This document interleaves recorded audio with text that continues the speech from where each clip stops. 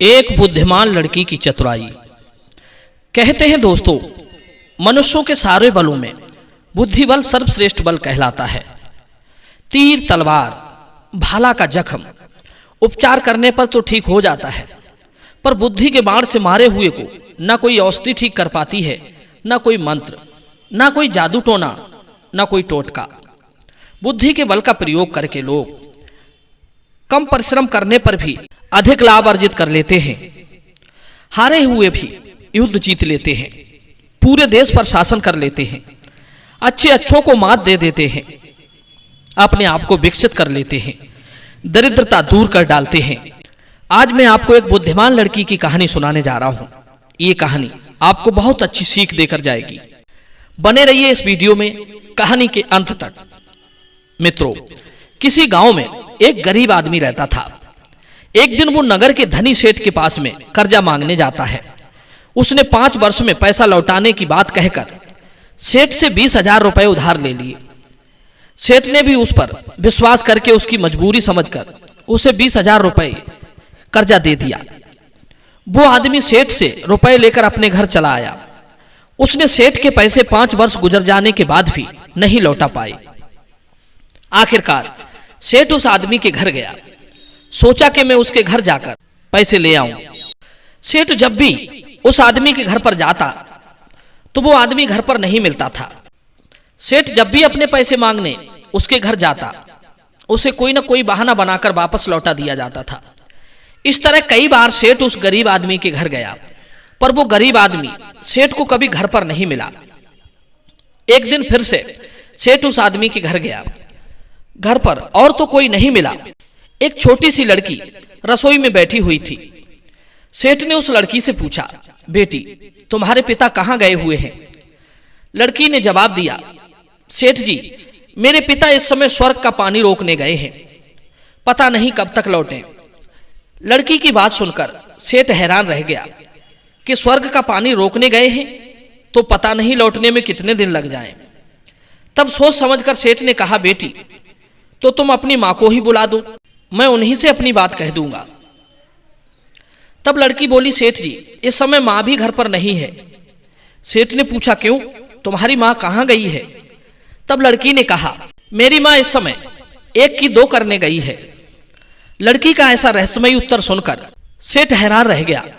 उसके कुछ समझ में ही नहीं आया कि लड़की के जवाबों का मैं क्या उत्तर निकालूं। फिर सेठ ने पूछा, तो बेटी, तुम्हारा भाई तो घर पर जरूर होगा, उसे ही बुला दो, मैं उससे ही कह दूंगा। तब लड़की ने कहा, भाई भी घर पर नहीं है, वो बिना झगड़े के झगड़ा करने गया है। लड़की की यह बात भी सेठ के समझ में नहीं आई। वो खींचता हुआ गुस्से में लड़की से बोला, और तुम यहां पर बैठी क्या कर रही हो? लड़की ने हंसते हुए उत्तर दिया, सेठ जी, मैं तो यहां पर घर में बैठे बैठे एक को पकड़कर सबकी खबर ले रही हूं। लड़की का जवाब फिर से अजीब था। सेठ को उसकी बात फिर समझ में नहीं आई, लेकिन उसके मन में लड़की के इन जवाबों को जानने की इच्छा हुई। वो बड़े प्यार से मुस्कुराते हुए लड़की से पूछने लगा, बेटी, तुम्हारे इन जवाबों को मैं समझने में असमर्थ हूं, क्या तुम मुझे इन बातों का मतलब सरल भाषा में समझा सकती हो? लड़की ने कहा, हाँ सेठ जी, मैं इनका मतलब आपको सरल भाषा में समझा दूंगी, लेकिन इसके लिए तुम मुझे दोगे क्या? सेठ जी कुछ भी करके उन बातों का सही मतलब जानना चाहते थे, इसलिए उन्होंने कह दिया, बेटी, तुम जो मांगोगी मैं वही वस्तु तुम्हें दे दूंगा। लड़की ने कहा, यदि तुम मेरे पिता का सारा कर्जा माफ कर दो तब तो मैं तुम्हें इन बातों का मतलब समझाऊं। सेठ ने कहा, हाँ बेटी, मैं तुम्हारे पिता का सारा कर्ज माफ कर दूंगा, तुम मुझे इनका मतलब समझाइए। लड़की ने समझ लिया कि सेठ इन बातों का अर्थ जानना ही चाहता है। तब लड़की ने कहा, सेठ जी, अभी तो मैं तुम्हें इनका मतलब नहीं बताऊंगी, तुम कल मेरे पास आना, कल मैं तुम्हें इनका सारा मतलब समझा दूंगी। लड़की की बात मानकर सेठ अपने घर लौट गया और अगले दिन फिर उस गरीब आदमी के घर पहुंच गया। आज वो क्या देखता है कि घर पर सारे लोग मौजूद हैं। लड़की का पिता भी है, माँ भी है, भाई भी है और वो लड़की भी है। सेठ ने कहा, बेटी, मैं आ गया हूं, अब उन बातों का मतलब मुझे समझाइए। लड़की ने कहा, हाँ सेठ जी, मैं अब तुम्हें उनका मतलब समझाती हूं। पहले तुम मुझे ये बताओ, क्या तुम्हें अपना वचन याद है जो तुमने कहा था कि मैं तुम्हारे पिता का सारा कर्जा माफ कर दूंगा?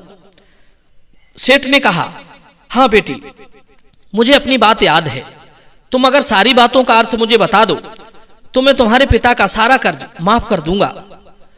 तब लड़की सेठ को दिए गए उन जवाबों का मतलब समझाती है।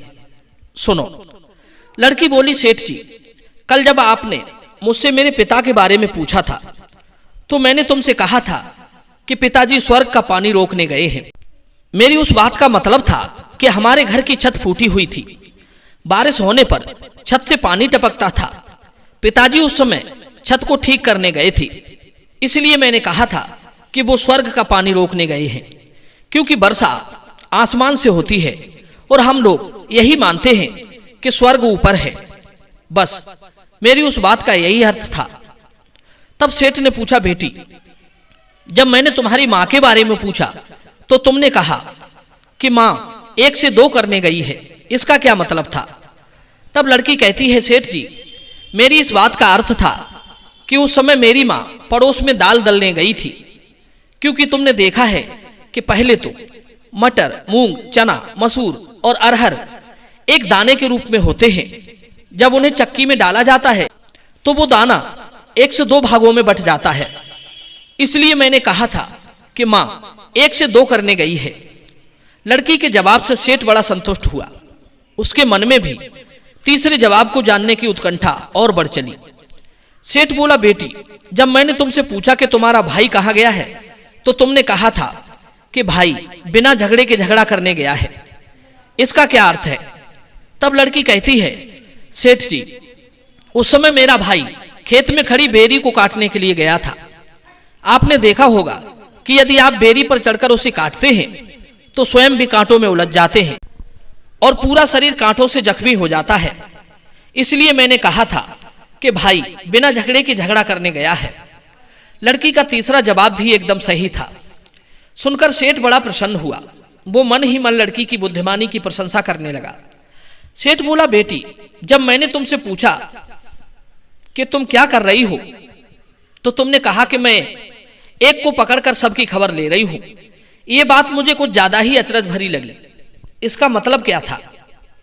तब लड़की बोली, सेठ जी, उस समय मैं चावल बना रही थी और मैं पतीली से एक चावल निकालकर उसे दबाकर देख रही थी कि चावल पक गए हैं या अभी कच्चे हैं, क्योंकि एक चावल को पकड़कर देखने से ही सारे चावलों का हाल मालूम पड़ जाता है।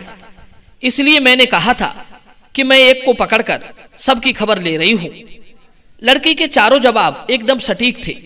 सेठ ने लड़की से एक बात और पूछी, बेटी, तुम वास्तव में बड़ी बुद्धिमान हो। तुम्हारे चारों जवाब आश्चर्यजनक और सटीक हैं, पर एक बात समझ में नहीं आई। जब तुम इन चारों सवालों के जवाब जानती थी तो तुमने इनका जवाब कल ही मुझे क्यों नहीं दिया? आज के लिए क्यों बुलाया? तुम चाहती तो तुम इन्हें कल भी बता सकती थी। तब लड़की ने हंसते हुए कहा, सेठ जी, कल मैंने आपको इसलिए नहीं बताया कि उस समय मैं चावल बना रही थी। यदि मैं आपसे बातों में लग जाती तो मेरे चावल जल जाते। दूसरी बात, कल कोई मेरे घर पर भी नहीं था। यदि मैं उनसे कहती कि मैंने सेठ जी से कर्जा माफ करवा दिया है तो वे मेरी बात का विश्वास नहीं करते और हो सकता है कि तुम भी अपनी बात से मुकर जाते। तो इसीलिए मैंने आपको आज बुलाया था ताकि सब लोगों के सामने आप कर्ज माफ करने की बात स्वीकार करें, तो इन्हें भी भरोसा हो जाए और आप भी अपनी बात से ना मुकर पाएं। प्रिय बंधुओं, लड़की की चतुराई का सेठ कायल हो गया। खुशी में उसने लड़की को अपने गले से मोतियों का कीमती हार उतार कर दे दिया और उस गरीब आदमी से कहा कि हे भाई, आपकी बेटी को मैं अपने घर की बहू बनाना चाहता हूं। ऐसे बुद्धिमान रतन को पाकर मैं और मेरा परिवार धन्य हो जाएगा। कहते हैं, स्त्री रतन यदि बुरे परिवार, दुष्ट परिवार, गरीब घर में भी हो तो भी स्वीकार कर लेना चाहिए। शादी में लिया गया पैसा भला कितने दिन ठहर सकता है, पर बुद्धिमानी जीवन भर मनुष्य को सुखी और समृद्ध बनाती है। जो दहेज के और पैसों के लोभी ये बात नहीं सोचते उन्हीं के घरों में कलह, कलेश और दरिद्रता पैर पसार लेती है। जीवन में धन से अधिक बुद्धि बल को महत्व देना चाहिए। एक मूर्ख यदि राजा भी हो तो भी वो जीवन भर दुखी रहेगा। वो अपने धन का, राज्य का विकास नहीं कर पाएगा। और एक बुद्धिमान व्यक्ति भले ही वो निर्धन हो तो भी वो अपने बुद्धि बल से राजा बनने की क्षमता रखता है। इसलिए कहते हैं कि अपने बच्चों को धन दौलत जोड़कर मत रखिए, उन्हें जितना योग्य बना सको उन्हें बनाइए। वे अपनी बुद्धि से धन संचय कर लेंगे। आपके द्वारा जमा किया गया धन एक निश्चित समय तक और निश्चित कामों में ही आपकी सहायता कर सकता है, पर संचित किया गया विद्या बल जीवन भर आपको विपत्तियों से उबारेगा और हजारों सुखों को एकत्रित करेगा।